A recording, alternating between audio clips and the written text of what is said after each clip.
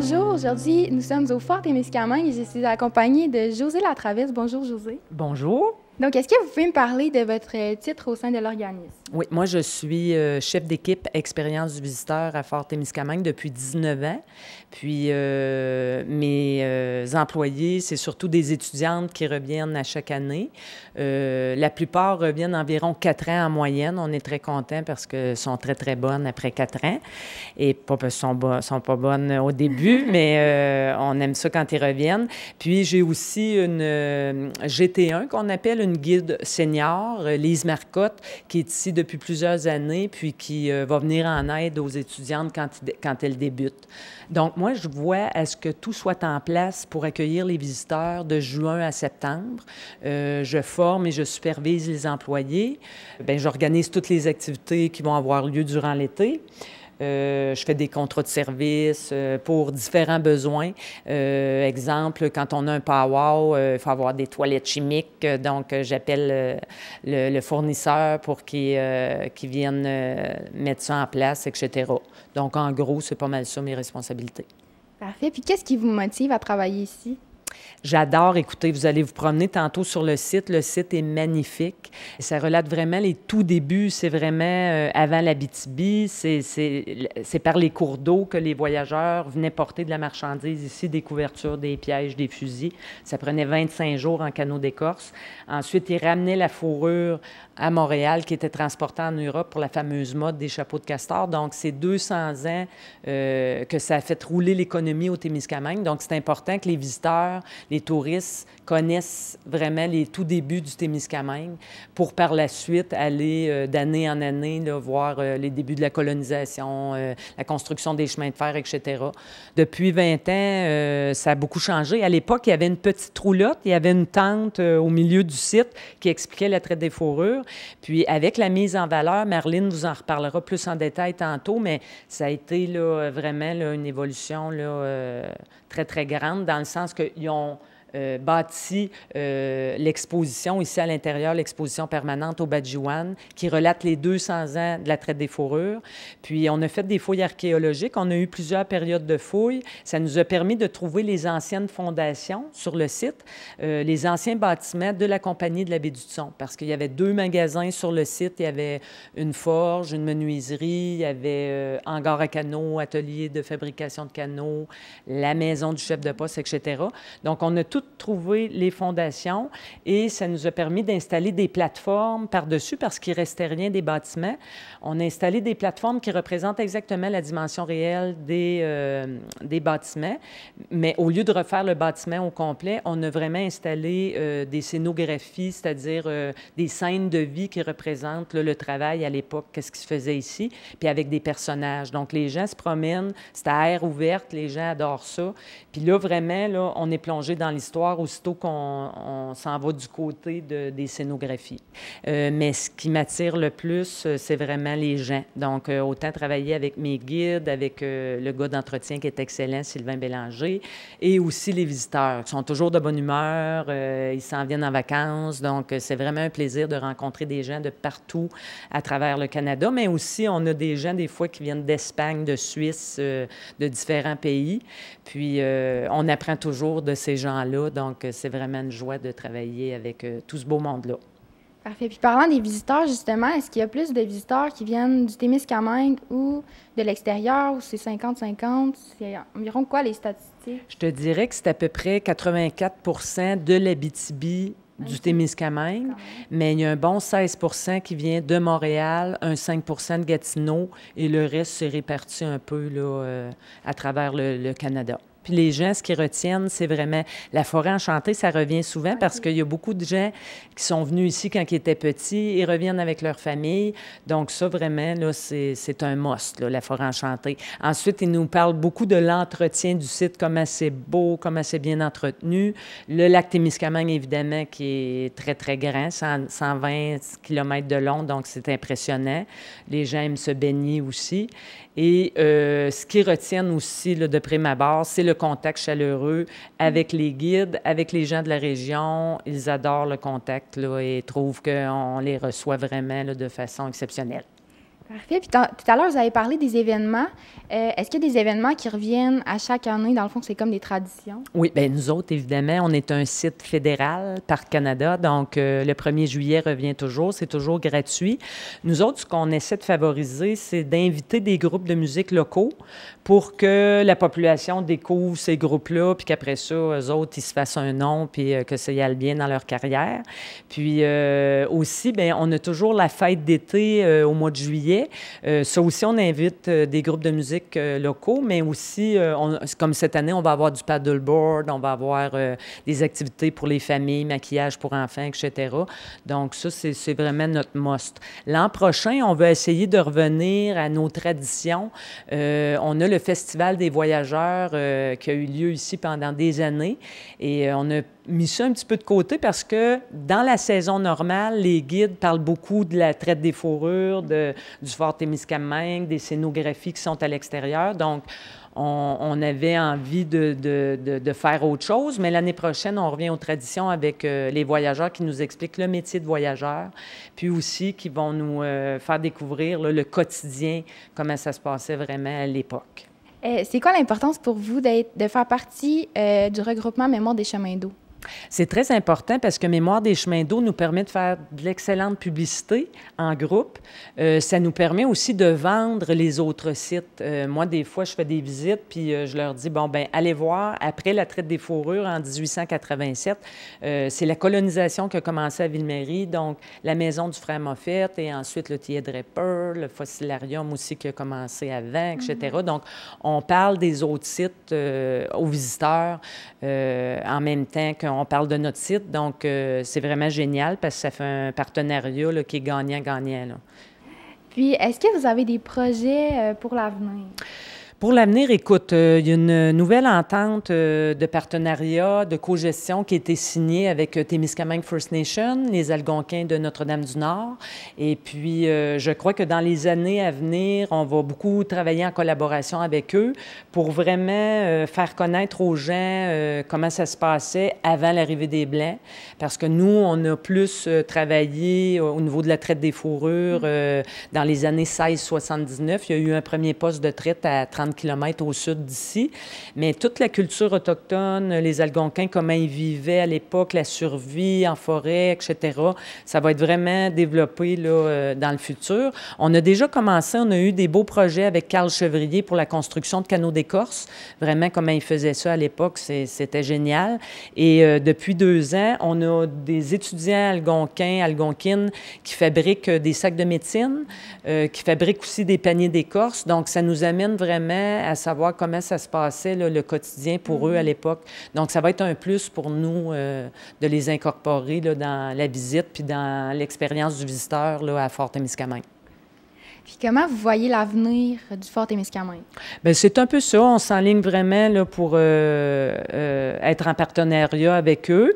Puis je pense qu'il y a des belles années qui s'en viennent là, pour le développement du Fort Témiscamingue. Puis on va continuer dans la belle lignée qu'on est. On ne peut pas non plus tout changer l'histoire parce que c'est comme ça que ça s'est passé. Puis on va continuer à donner l'information, mais c'est sûr qu'avec mes guides aussi, souvent, on a des bonnes idées là, pour améliorer l'expérience du visiteur. On a acheté, entre autres, des outils amérindiens qui nous permettent de ne pas juste voir les artefacts qu'on a trouvés, les bouts de roche. Tu sais, des fois, un bout de roche, ça ne nous dit rien, mais au bout d'un bâton, on sait que c'est une lance, c'est un javelot, etc. Donc, on va continuer là, dans cette lignée-là.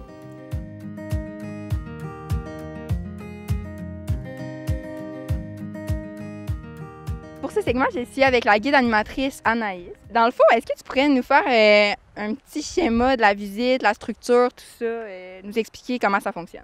Oui. Donc, en fait, quand on vient faire la visite ici au fort, vous allez avoir des guides qui vont vous accueillir au centre d'animation qu'on a vu tantôt. Puis après ça, on va vous diriger plus vers l'extérieur. Okay. Il y a 3 choses comme... Il y a 3, mettons, volets à voir dans la visite.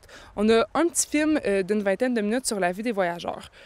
Donc, vraiment, les voyageurs, si vous vous demandez un peu qu'est-ce que c'est vraiment eux qui s'occupaient d'apporter la fourrure puis les marchandises européennes ici au fort, OK?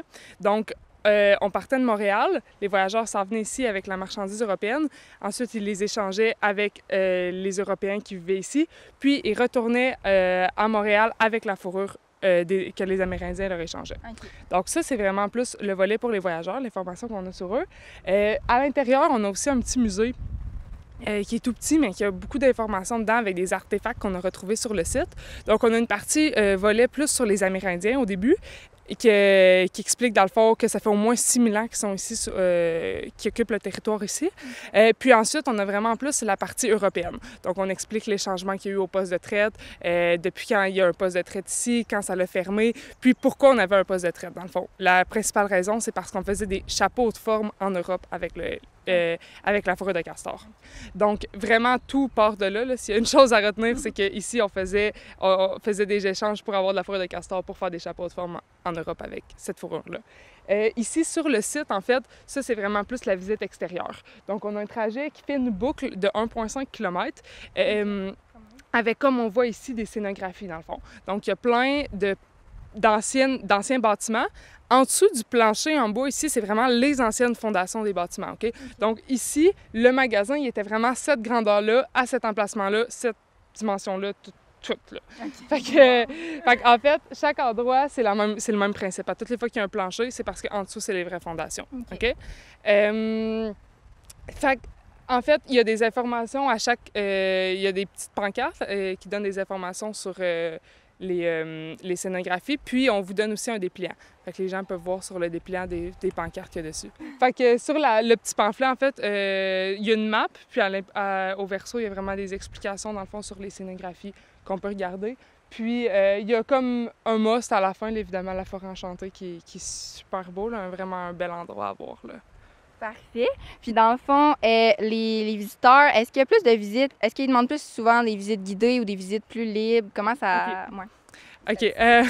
OK, parfait. Donc, comment ça fonctionne? Pour les visites guidées, ce qui arrive, c'est que c'est vraiment plus souvent... Bien, c'est sous réservation, les visites guidées. Donc, on en a vraiment beaucoup au début de l'année avec les groupes scolaires. Puis, durant l'année, mettons, il y a toujours, comme les 4H qui sont venus visiter... excusez-moi, il y a un groupe, mettons, de personnes âgées, des fois, qui est venu...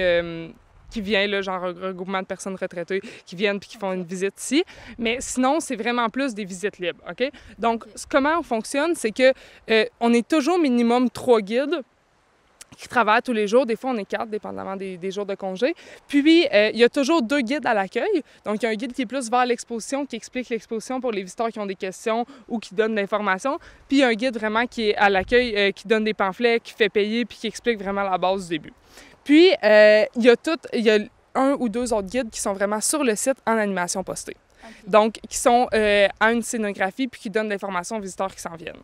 Fait que ça, c'est comme ça que ça fonctionne. Donc, ça fait un peu d'animation sur le site. Puis, cette année, on est super chanceux. On a un partenariat avec Témiscamingue First Nation, la réserve à Notre-Dame-du-Nord. Puis, il y a 2 Amérindiennes qui travaillent dans le centre d'animation qui est à l'extérieur, juste là. Okay. Puis, elles font des poches médicinales puis des paniers d'écorce. Donc, si vous venez, en fait, autre que le mercredi, jeudi, elles sont toujours là de 10h à 5h. Puis, elles font leur objet amérindien puis elles peuvent vous donner plein d'informations sur leur culture. Donc, ça fait encore plus de vie sur le fort. Fait que c'est génial. Fait qu'il y a toujours au moins 3 guides sur le site, là. Okay. Fait que ça, c'est vraiment bien. Fait que les gens, quand ils font la visite, ils peuvent vraiment voir ils peuvent vraiment avoir des informations tout au long de leur visite par des personnes puis pas juste par des pamphlets, là. Ah, cool. Parfait. Puis, j'aimerais savoir un peu aussi comment tu vois l'avenir du Fort Témiscamingue. Bien là, avec le partenariat qu'on a signé cette année, c'est vraiment c'est super parce que probablement qu'on va continuer à avoir des projets amérindiens comme celui qu'on a cette année. Donc ça, c'est vraiment génial. Je pense que aussi, quand on commence à travailler ici, on tombe un peu en amour avec la place. Là. Je veux pas que ça sonne quétaine là, que je dise ça, là.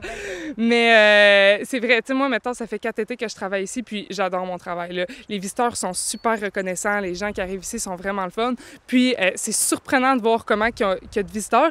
En moyenne, on pourra vérifier, là, mais je pense qu'en moyenne, par année, c'est environ 7500 visiteurs qui viennent. Fait que c'est quand même, c'est le site qui fonctionne le plus au Témisque, là, qui est le plus, qui attire le plus de visiteurs. Fait que ça, c'est génial. Fait que je pense que ça va juste continuer à promouvoir plus il y a de visiteurs, bien, plus on en parle, puis plus il y a de gens qui viennent, là, c'est certain. Là. Puis avec la Bannique à côté, c'est sûr que c'est super aidant aussi. Là, fait que je suis très positive envers l'avenir du fort. Cool, parfait. Puis Ouais. toi, dans le fond, qu'est-ce qui te motive à travailler ici? T'en as parlé un peu, mais mettons, si tu veux... Au jour le enchaîner jour, là? Ouais, là-dessus, OK. Donc, moi, ce que j'aime vraiment de travailler ici, c'est que c'est vraiment le lien avec les visiteurs. Souvent, les visiteurs sont super reconnaissants. Ils sont pas nécessairement... Ils sont surpris de voir qu'il y a autant d'animations sur le site. Puis, ils adorent ça, se faire intercepter. La majorité du temps, ils adorent ça, se faire intercepter puis se faire parler de la visite du fort puis se faire donner des informations supplémentaires. Puis là, en plus, ça leur permet de poser des questions puis de comprendre des informations qu'ils n'auraient pas nécessairement pensé. Que oui, c'est un super de beau site ici, mais c'est un site qui a vraiment une histoire. C'est pas juste un beau site pour les beaux paysages. C'est un beau site parce qu'il y a toute une histoire ici, puis c'est vieux, là, ici. Le fort ici, le premier fort qu'il y a eu, c'est en 1720, là. Je veux dire, ça fait longtemps que ça roule, là, le poste de traite, là, puis l'attrait touristique ici, puis les gens qui viennent puis qui repartent, là. Fait que ça, je trouve ça important de pouvoir promouvoir ça, puis le lien qu'on crée avec les gens qui repartent avec plus d'informations puis qui découvrent des choses. Ça, c'est intéressant. Donc, pour ce segment, je suis accompagnée de Marlène Ranou. Bonjour, Marlène. Bonjour, Ça va bien? ça va très bien. Donc, j'aimerais que vous nous parliez un peu de votre rôle au sein du Fort Témiscamingue. Bon, moi, je suis arrivée au Fort Témiscamingue comme employée en 1986. C'était l'année du centenaire de Ville-Marie à l'époque. Et je suis arrivée ici comme guide-interprète. Un petit poste étudiant, pas étudiante, mais un poste de saisonnier de 4 mois. Mais tout de suite, l'année d'après, j'ai eu le poste permanent à 6 mois. Et après, à fil des années, puisque j'ai vécu ici ma carrière de 28 ans à Fort-Témiscamingue, je suis devenue superviseur d'équipe et responsable du site du Fort-Témiscamingue pendant plusieurs années. J'ai travaillé, j'ai vu les changements qui se sont opérés aussi au fil des années. J'ai eu à participer activement à la mise en valeur du Fort-Témiscamingue qu'on connaît actuellement. Parfait. Puis, est-ce qu'il y a encore un conseil d'administration? Le site de Fort-Témiscamingue, c'est pas un site qui a un conseil d'administration. C'est un lieu historique national de l'Agence Parcs Canada, qui est géré par Parcs Canada, donc c'est un site du fédéral qui appartient au grand réseau de tous les parcs et lieux et monuments historiques du Canada. Donc, on se trouve les employés du fort ici se trouvent à être des fonctionnaires du gouvernement fédéral et employés de l'Agence Parcs Canada. Donc, c'est pas un conseil d'administration. Parfait. Est-ce que vous êtes encore impliqué au sein du Fort Témiscamingue? Non, je suis toujours impliquée de cœur, OK. mais je suis retraitée depuis 2012 et je viens régulièrement au Fort Témiscamingue participer à la formation des guides. J'apporte beaucoup d'éléments historiques. Je suis toujours le Fort Témiscamingue et m'habite beaucoup. Et José Latraverse, qui est maintenant responsable de l'équipe d'interprétation, fait appel souvent à mes services pour venir apporter des surplus au niveau de l'histoire du site et de la compréhension. Parfait. Bien, félicitations, c'est vraiment un beau site historique. Donc, vous l'avez vu grandir, le site. Est-ce que vous pouvez me parler un peu de qu'est-ce qui le différencie, le futur actuel, le site actuel du passé? Oh mon Dieu, il y a beaucoup de choses le différencient, mais il y a quelque chose qui reste depuis 300 ans. Ce site-là, on commémore la traite des fourreux. C'est un poste de traite qui a été établi ici en 1720. Ça va faire 300 ans l'an prochain. Mais c'est toujours un lieu de rencontre. C'était, à cette époque-là, il y a 300 ans, un lieu de rencontre et d'échange. Et c'est encore un lieu de rencontre et d'échange, mais peut-être, on n'échange pas les fourrures, on n'a pas les mêmes choses. Ouais. On échange, ici, c'est un lieu touristique. Pour faire une histoire courte, c'est un lieu touristique, mais on va dire le fort a été acheté par Parcs Canada en 1970. Donc, c'est un lieu qui appartient au fédéral depuis 1970. Et à partir de ce moment-là, il y a eu des fouilles archéologiques qui ont eu lieu sur le site en 71 par un archéologue qui s'appelle Richard Cox. Lui, il avait son équipe et tout ça. Il voulait localiser les bâtiments du poste de traite qu'on avait déjà sur des photos puis des plans sommaires de la Compagnie de la Baie du Son et tout ça. Ce qui a été fait et qui a permis ensuite à faire une première mise en valeur, on va dire, temporaire. C'est-à-dire qu'ils ont installé quelques panneaux, ils ont installé une tente Et puis, sous cette grande tente-là, chapiteau, il y avait une petite exposition extérieure qui montrait un peu différents tableaux de la traite des fourrures. Mais bien avant ça, bien avant ça, dès les années 1930, des gens du milieu avaient travaillé très fort à faire une commémoration de ce site-là parce qu'ils reconnaissaient la valeur historique ici. Et ces gens-là étaient surtout des notables du milieu et les Oblats de Marie-Immaculée, il y avait Donna Martineau, qui était un personnage central dans la commémoration du site. Donna Martineau, qui était un oblat de Marie-Immaculée, lui, avait une grande sensibilité à la protection du patrimoine, mais surtout en lien avec l'œuvre des oblats, l'œuvre des missionnaires. Parce qu'on sait que souvent où il y avait un poste de traite, il y avait beaucoup d'Algonquins, beaucoup d'Amérindiens qui venaient s'y rencontrer et souvent on y trouvait à proximité ou non loin ou à d'autres endroits, au même endroit que le poste de traite, une mission. Ici, où ce qu'on se trouve, juste en face du lac, du côté ontarien, il y avait la mission Saint-Claude.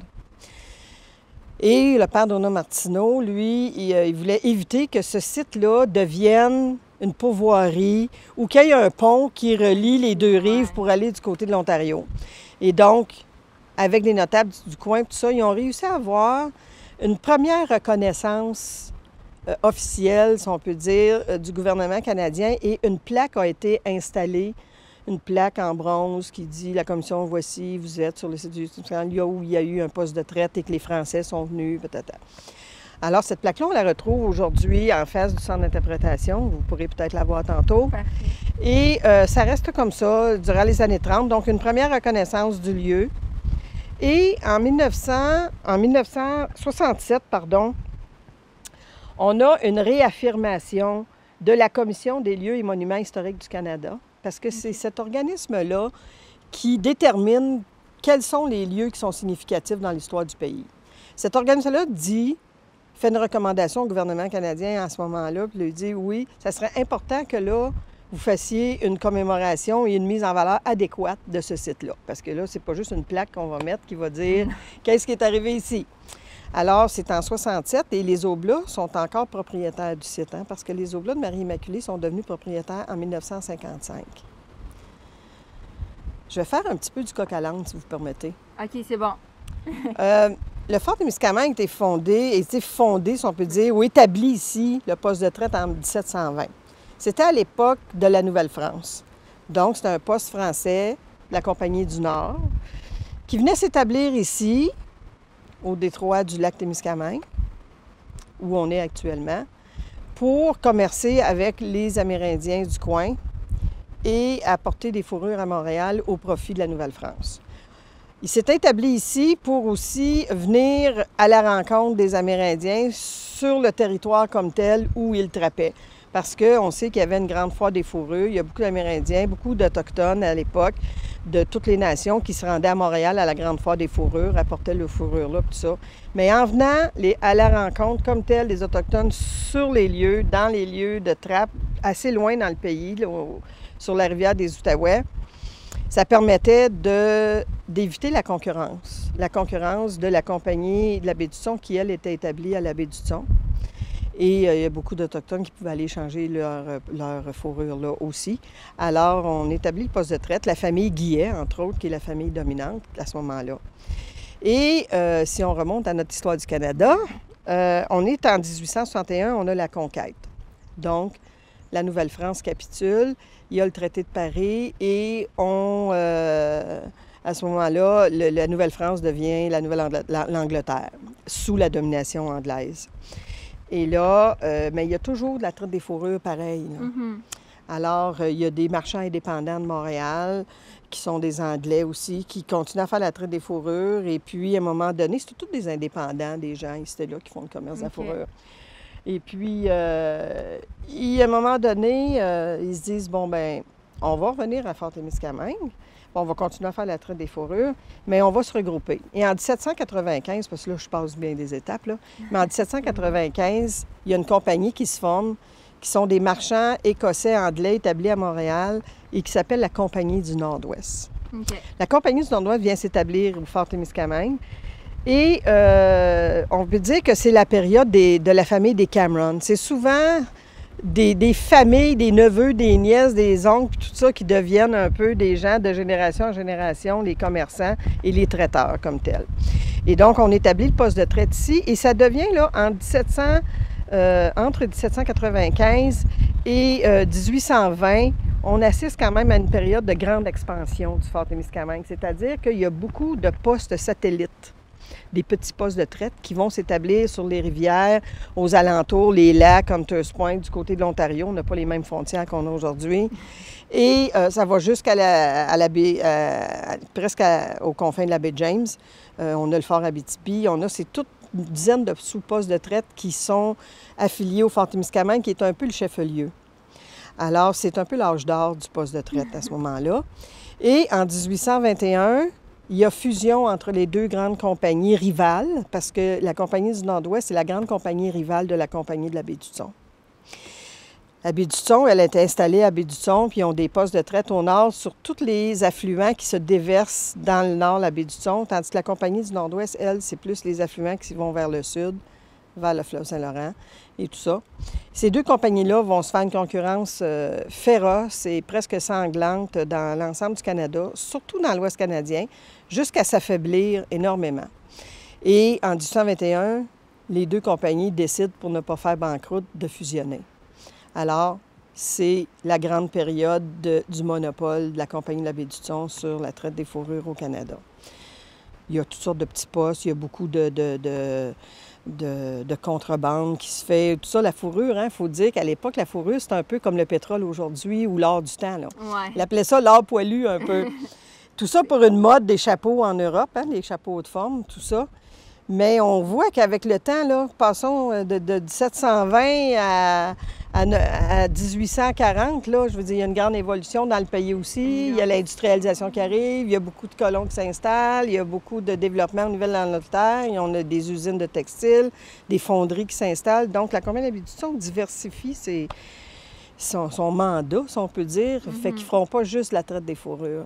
Ils vont devenir aussi des marchands dans les magasins, des postes de traite, de toutes sortes d'objets. Ça peut être des gars d'art, du matériel pour les bûcherons, du matériel pour le flottage du bois. Les forgerons des postes de traite vont travailler aussi des fois à fabriquer des outils qui vont servir à l'industrie forestière. Et ça évolue comme ça jusqu'à devenir ce qu'on a connu, la Compagnie de la Baie-du-Thon, un magasin de détail. Ça, c'est pour faire une histoire courte. Et au Fort-Témiscamingue, la Compagnie de la Baie-du-Thon ferme le poste de traite en 1902. Donc, de 1720 en 1902, il y a eu de la traite des fourrures ici où on se situe actuellement.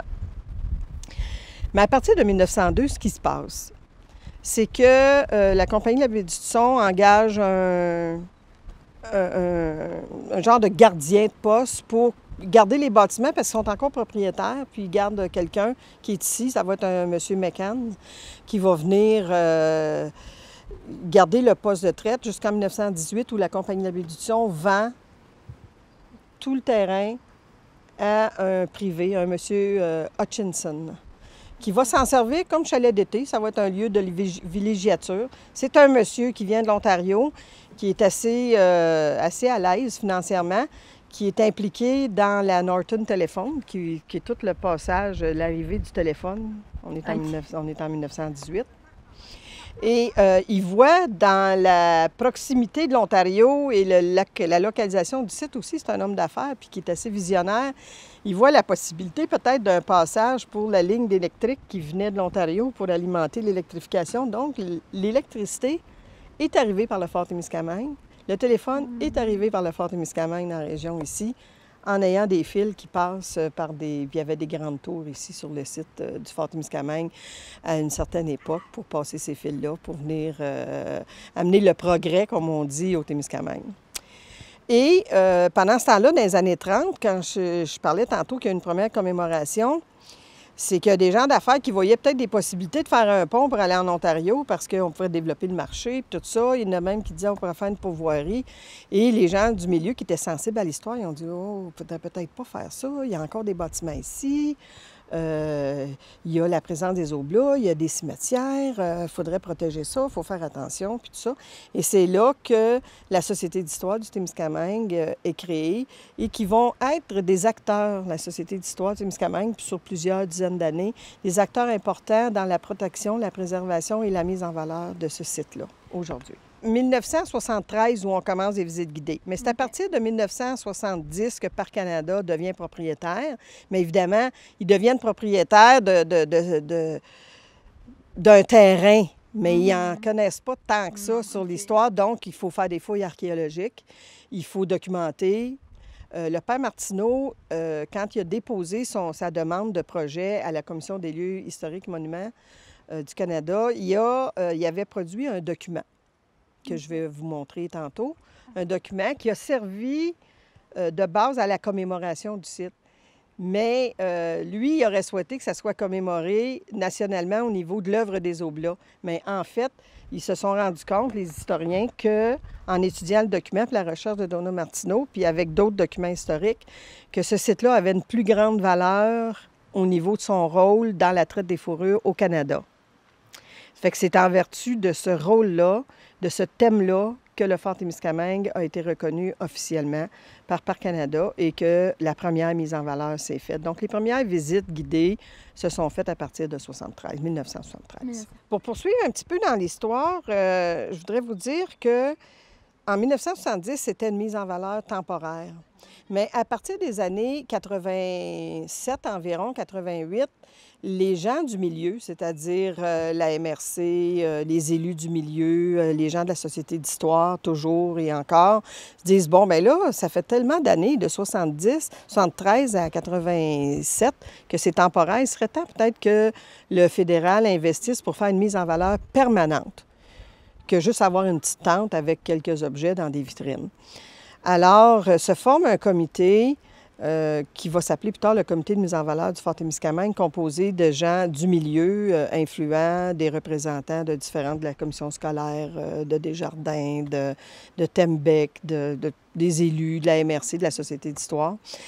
Et ils vont faire une demande à Parcs Canada pour dire, là, ça serait temps que qu'il y ait une mise en valeur permanente qui se fasse. Puis ils ont fait des pressions, beaucoup de lettres, beaucoup de représentations politiques auprès du gouvernement.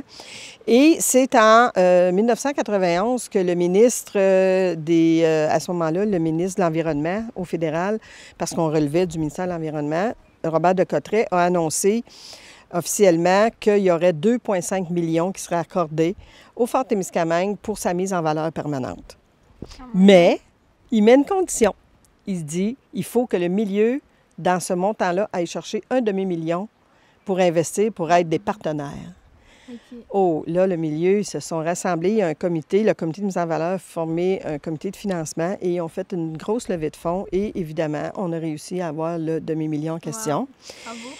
Et entre 91 et 98, il y a eu plusieurs recherches. Il y a eu 3 campagnes de fouilles archéologiques, il y a eu des recherches historiques, il y a eu beaucoup des travaux qu'on appelle de préparation, des plans. Il y a eu des consultations publiques auprès du milieu, auprès des nations autochtones, de toutes les nations autochtones de l'Abitibi-Témiscamingue. Et on a dit, qu'est-ce que le monde veut au Fort Témiscamingue? Parce que je peux vous raconter une anecdote. OK, parfait. C'est que les gens venaient au Fort Témiscamingue, puis ils arrivaient... Quand il arrivait à l'entrée du site, ce qu'il voyait, c'était une roulotte. Puis là, il se disait, il est où le fort? Fait que là, on disait, bien là, vous pouvez aller au bout, là, vous allez voir le terrain, mais il n'y avait rien. Il y avait un rond-point puis 2 panneaux. OK. Ça fait que là, le monde cherchait le fort. Ça, c'est devenu un peu notre anecdote. Il est où le fort? Bien là, vous avez juste allé tout droit, là, vous allez le voir. Puis là, il revenait sur le pas. Il y avait un rond-point. Il disait, bon, on ne l'a pas trouvé. C'est parce qu'il est enfoui dans le sol, le fort. Il y a des traces qui sont là, mais on ne les voit pas. Faut finir. Fait que là, les gens venaient ici beaucoup pour la plage, pour la forêt enchantée. Et le fort passait un petit peu inaperçu. Alors, cette mise en valeur-là a eu comme mandat de faire émerger le fort du sol. Et c'est à ça que servaient les fouilles archéologiques, à localiser les bâtiments, à faire ressortir certains vestiges. Et avec la consultation du milieu, les gens ont choisi une mise en valeur où il y avait des plateformes archéologiques, des plateformes comme ça qui montrent la vraie dimension que les bâtiments avaient, ainsi que leur emplacement sur le site, et un centre d'interprétation qui montrerait toute la trame historique du Fort-Témiscamingue depuis la période française. Parce qu'il y a des gens qui auraient voulu que Parc Canada fasse une reconstitution de tous les bâtiments là, en 3D puis tout ça. Mais une reconstitution aurait fallu, premièrement, avoir plus d'informations comment c'était fait à l'intérieur, puis on ne les avait pas parce qu'il n'y avait pas de photos greffées à l'époque. Et il aurait fallu beaucoup plus de budget et aussi, il aurait fallu choisir une période dans le temps. Et là, ça veut dire que si tu choisis une période, tu abandonnes les autres. Ça fait que la mise en valeur est un petit peu un compromis entre les deux. Donc, les plateformes extérieures qui montrent comment était l'organisation spatiale du Fort-Témiscamingue sous la Compagnie de la Baie du Son et le centre d'interprétation qui amène une exposition ou des objets archéologiques qui ont été trouvés ici et qui montrent toute la trame historique du Fort-Témiscamingue. Ça, c'est une des anecdotes parce que les gens cherchaient toujours le fort. Il est où le fort? Et un autre élément important de cette mise en valeur-là, c'est en 98, lorsqu'on était en train de construire, parce que c'est en 98 que les travaux physiques ont commencé sur le site. OK. Il y a eu beaucoup de travaux là, en amont qui se sont faits, il faut faire des recherches, tout ça. Mais concrètement, là où les travaux ont commencé à construire sur le site, c'est en 98. Et en mai 98, on a découvert fortuitement 2 sépultures algonquines sur le site qui n'avaient jamais été révélées au public, puis on ne savait au public ni à personne, parce qu'ils étaient enfouis dans le sol, sous l'asphalte. Ils n'avaient jamais été découverts lors des premières fouilles archéologiques. Et ça a vraiment marqué l'histoire du Fort-Témiscamingue, l'histoire récente. Le site a fermé pendant 2 ans. Il y a eu des négociations beaucoup avec les Algonquins. On a appelé cette période-là la crise autochtone. Mais en fait, ça a permis peut-être d'aujourd'hui de venir ajouter une page d'histoire à l'histoire de ce site-là. Et récemment, Parc Canada vient de signer une entente fiduciaire qui nomme des Algonquins de la Témiscamingue First Nation en une fiducie patrimoniale qu'ils appellent, qui sont un peu copropriétaires, mais pour la gestion historique du site. Là. C'est un site qui ne deviendra pas d'autre chose qu'un lieu patrimonial. Mais c'est quand même une avancée, puis une autre page d'histoire. Fait que ça, c'est l'histoire récente. C'est pour vous dire que, dans le fond, l'histoire ne s'arrête jamais. Il y a toujours des choses qui continuent dans l'histoire du site. Et ce lieu-là, le lieu historique national au Badjiwan, Fort-Témiscamingue, parce que c'est comme ça qu'il va s'appeler dans l'avenir, c'est un site touristique majeur dans la région et qui reçoit quand même plusieurs milliers de visiteurs par année. Parfait. Puis pour vous, c'est quoi l'impact que le Fort-Témiscamingue soit un bien classé, bien culturel, puis qui soit important, dans le fond, pour l'histoire du Témiscamingue? Bien, il est important pour l'histoire du Témiscamingue, comme pour l'histoire du Canada, mais pour les Témiscamiens, ce site-là, moi, je l'appelle, c'est mon lieu racine. C'est un lieu racine. Pourquoi? Parce que les gens ici se reconnaissent, s'identifient à ce site-là, parce qu'il y a des gens, pour toutes sortes de raisons, sont venus faire quelque chose qui était significatif pour eux. Il y a eu des mariages ici, il y a eu des photos de noces, il y a eu des rencontres de couple, il y a eu des premières Saint-Jean-Baptiste, il y a eu des gros concerts, il y a eu des rencontres, il y a la plage. Les gens viennent au Fort-Témiscamingue comme ailleurs, ils vont aller voir le Rocher Percé, par exemple. C'est un lieu signifiant, c'est un lieu d'appartenance. C'est un lieu que les gens, peu importe d'où ils viennent au Témiscamingue, ils ont toujours une anecdote ou quelque chose qu'ils ont vécu au Témiscamingue. Ils sont venus ici quand ils étaient en maternelle, visiter. Ils sont venus faire un pique-nique, ils sont venus... Fait que c'est un lieu qui nous parle. Donc, c'est un lieu racine. C'est un lieu racine depuis 300 ans. C'est un lieu racine pour les différents colons qui sont venus s'établir au Témiscamingue. La première route terrestre, là, avant, on venait par le lac Témiscamingue, qu'on voit derrière nous. Mais la première route terrestre, c'est le chemin des ancêtres qui part du Fort-Témiscamingue et qui va à travers la forêt à Ville-Marie, à la baie des Pères à l'époque. C'est un lien important, c'est une racine de notre histoire pour plusieurs familles pionnières du Témiscamingue. Puis pour les gens d'aujourd'hui, bien, ils aiment ça, amener leur visite au Fort-Témiscamingue. Puis c'est comme, bon, il y en a qui vont être intéressés par le côté naturel, par le côté historique, par le côté culturel, par la forêt enchantée. Il y a plusieurs intérêts, là. Je pense que ça rejoint beaucoup le caractère qu'on a dans notre région, où on est proche de la nature, puis proche de notre histoire aussi. Ça fait que le Fort-Témiscamingue est un petit peu symbolique de ça. Ouais. Puis comment vous voyez l'avenir du Fort-Témiscamingue? Ah ben mon Dieu, je souhaite qu'il va avoir un bel avenir avec ce qui vient d'être annoncé. Je pense qu'on souhaite une grande implication des Premières Nations dans le site. Je souhaite, moi, que toutes les parties, toutes les personnes, que ce soit le milieu non autochtone, le milieu autochtone, que ce soit les visiteurs, que ce site-là garde toujours ses lettres de noblesse. Continue d'approfondir son histoire parce que je pense qu'on a encore plusieurs découvertes à faire. Et puis, continue d'être un lieu de prédilection pour le tourisme au Témiscamingue, là, un lieu significatif pour le tourisme au Témiscamingue. Je souhaite que ça continue comme ça. Ouais, merci beaucoup. Puis pour terminer, est-ce que vous pouvez nous parler un petit peu de la légende de la forêt enchantée? Des légendes, bon, la forêt enchantée, il peut y avoir plusieurs légendes, puis tout ça. Moi, ce que je m'étais fait dire, c'est que les arbres dans la forêt enchantée, on connaît les formes un peu étranges qu'ils ont. Puis il semblerait que lorsqu'on a coupé les grands pins qui ont servi à construire les bâtiments du poste de traite, ces arbres-là étaient tout petits, étaient tout jeunes, puis avec la luminosité puis tout ça, les cèdres ont grandi, mais il semblerait que l'esprit des Autochtones s'est réincarné dans les arbres.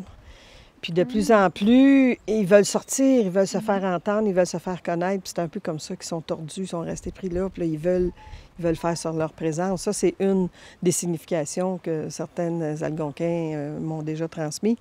Mais il y a d'autres légendes aussi, là. Je pense qu'on vous en a raconté ici, là. Mais c'est ça. Donc, l'esprit du lieu qu'on appelle est peut-être là, quelque part, ici, dans Forêt Enchantée ou ailleurs, mais ou dans notre cœur. Puis, est-ce que vous pouvez me parler aussi un peu de c'était quoi l'ambiance ici à l'époque? En fait, on vivait quand même, bien, c'était bien, c'était beau. Il y avait, le site était reconnu quasiment comme plus pour sa plage. On aurait dit que l'été, c'était plus un lieu récréatif qu'un lieu historique. Il était plus apprécié pour le côté récréatif. Il y avait beaucoup de bateaux, beaucoup de monde qui se baignait, beaucoup de gens qui arrivaient avec leur auto jusqu'ici à la pointe et qui écoutaient de la musique. Il y avait toutes sortes de fêtes, hein? Les régates, on retrouvait, disons, des vestiges de party sur le site qui n'appartenaient pas nécessairement à l'histoire, certains vestiges.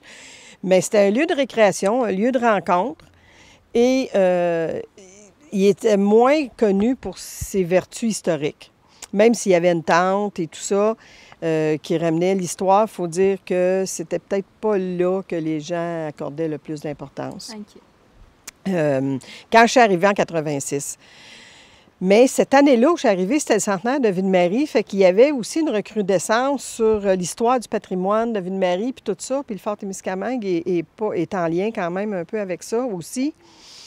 On commençait à penser justement à redéfinir un peu là, le patrimoine qu'il y avait ici là, au Fort-Témiscamingue. Puis ça a comme éveillé les consciences aussi de certaines personnes du milieu. Puis c'est un peu à partir de là aussi qu'est née l'idée de faire des pressions pour la mise en valeur du Fort-Témiscamingue. Fait que j'ai quand même vécu les belles années de toute la mise en valeur puis de l'évolution du Fort-Témiscamingue à partir d'un site récréatif à un site touristique historique, où on a fait ressortir davantage ses valeurs patrimoniales, mais tout en gardant quand même le caractère récréatif du site, parce qu'il continue des gens à venir se baigner, puis tout ça, parce qu'on a été plusieurs années à avoir de la surveillance de plage et tout ça. Puis au moment où la Bannique s'est développée, bien là, ils ont fait de la plage aussi, puis tout ça. Tu sais, la pointe de Fort-Témiscamingue, où on voit la Bannique, le golfe, tout ça, la baie ici qu'on est, c'est quand même une pointe historique puis récréative qui était déjà connue du milieu depuis plusieurs dizaines d'années. Les gens venaient ici en pique-nique régulièrement, puis je pense que ça a continué, cette tradition-là, mais ça évolue d'une autre façon. En quoi le Fort-Témiscamingue est-il unique? Bien, il est unique parce que c'est le seul poste de traite qu'on commémore dans notre région. C'est le plus vieux monument historique qu'on a dans notre région, 300 ans l'an prochain. Il n'y en a pas comme ça en Abitibi-Témiscamingue. C'est le berceau du Témiscamingue. Donc, c'est dur d'avoir un lieu plus unique que ça. Je pense que c'est un lieu qui a déroulé où tellement de pages d'histoire, tellement de moments importants dans le développement de Témiscamingue se sont déroulés ici. Tu sais, je veux dire, on se souvient, il y avait le météore qui venait ici en cale sèche l'hiver. Il a été témoin de l'industrialisation, de l'industrie, de la traite des fourrures. Après ça, l'industrie du commerce du bois. Après ça, la colonisation avec la mission Saint-Claude. Ça a été dans les premiers acteurs importants de tout ce mouvement-là. Et puis, la Société de navigation du lac Témiscamingue, avec tout le flottage du bois, ancrait ici en cale sèche tous les bateaux qui servaient au flottage du bois. On sait qu'au Pémican, qui est ouvert cette année, était un chantier naval de construction, mais la plage du Fort-Témiscamingue, ici, servait à accoster les bateaux pour les maintenir en cale sèche l'hiver. On a vu le passage, il y a eu de la pêche commerciale sur le lac, ici, au détroit du lac. On avait des liens très étroits avec la mission Saint-Claude du côté ontarien du lac. Ça fait que, tu sais, le caractère unique d'un lieu tient souvent à sa localisation. Puis le Fort-Témiscamingue, là où il est situé présentement, à cette pointe-là, au détroit du lac, c'était un lieu de prédilection là, pour ériger un poste de traite, mais en même temps pour fonder une colonie, parce que les baies se prêtaient pour l'agriculture. Le lac ici, c'était le chemin principal, là, c'était l'autoroute là, pour aller à Baie-du-Thon. Là, on était sur la grande route, comme on dit, là, tu sais. Fait que sa situation géographique a déterminé beaucoup aujourd'hui pourquoi Ville-Marie est là, pourquoi le centre du Témiscamingue se situe aux alentours. C'est parce qu'au départ, il y avait le poste de traite ici. Là. Les affaires commerciales ont commencé ici. Ça, c'est une photo qui montre le Fort-Témiscamingue en 1879. On voit les bâtiments, on voit les Autochtones qui étaient rassemblés sur la plage du côté ouest. Cette plage-là qu'on ne retrouve plus aujourd'hui parce qu'il y a eu l'érosion puis le niveau du lac a été augmenté beaucoup. Donc, tout ça, c'est mangé, c'est sous l'eau. On voit les magasins ici sur la pointe puis tout ça. La mission, c'est plus la mission. On voit vraiment que c'était très étroit là, entre les deux rives au détroit du lac. Ça, c'est quand je suis arrivée, je suis là-dedans, je travaillais. Dans une roulotte, c'était le centre d'accueil. Il y avait un petit bureau grand comme ça, puis c'est là qu'on accueillait les gens. Fait que c'était une roulotte avec une tente, un rond-point au bout du site. Fait que c'est pour ça que les gens du milieu se sont rassemblés, puis on dit, bon, ben là, ça c'était temporaire, mais là, ça fait plusieurs années que c'est temporaire. Depuis 73, c'est rendu en 98, donc ça a été de 73 à 98, on a travaillé là-dedans. Ça, c'est le premier document, je te parlais, là, Donna Martineau qui a fabriqué cette recherche-là, qui a fait cette recherche-là. Cette recherche-là, tu vois, a été faite en 1969 et c'est en 1970 que le fort a été acheté par Parc Canada, puis c'est en déposant son étude, sa recherche, dans le fond, que la Commission des lieux et monuments historiques du Canada a classé le Fort-Témiscamingue comme d'importance historique nationale. Ça, c'est le rapport de fouilles d'Archéo 08 parce qu'on avait des archéologues de la période historique puis des archéologues de la période préhistorique ou paléohistoire qu'on appelle, qui étaient plus au niveau des Autochtones. Fait qu'on avait 2 équipes d'archéologues sur le site pour faire des études.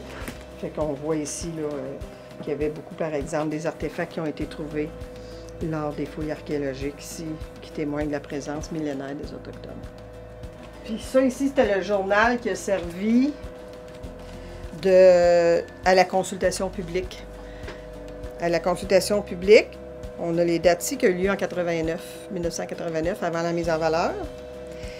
Fait que ça a été envoyé à tout le monde au Témiscamingue parce qu'il était invité à une séance de consultation publique. Puis, avant de définir qu'est-ce qu'on va faire sur le site, comment va se traduire la mise en valeur. Tu sais, il y a du monde qui voulait une reconstitution, d'autres qu'on devrait faire ci, on devrait faire ça. Fait que Parc Canada avait on décrivait un peu l'histoire du site et tout ça. Puis, on a amené 3 propositions de développement. Ça a été présenté au public, les 3 propositions. Et les gens, dans le fond, ce qu'on a aujourd'hui est un petit peu une 4e proposition, qui est un amalgame de tout ça, parce qu'on proposait soit juste un site d'interprétation avec un gros musée puis pas rien d'autre sur le site, soit un site d'interprétation, c'est-à-dire pas de musée, mais juste des éléments sur le terrain. Ensuite, juste un centre d'interprétation, pas d'éléments sur le terrain, puis un parc d'interprétation où on avait un centre d'interprétation et des éléments sur le terrain. Alors, c'est un peu ça qui a été choisi, et puis il y a eu des ajouts qui se sont faits au fur et à mesure des découvertes. Fait que, tu sais, c'est un peu le cheminement du lieu historique national, là, sur 3 décennies, on va dire, pour en venir à ce qu'on a aujourd'hui.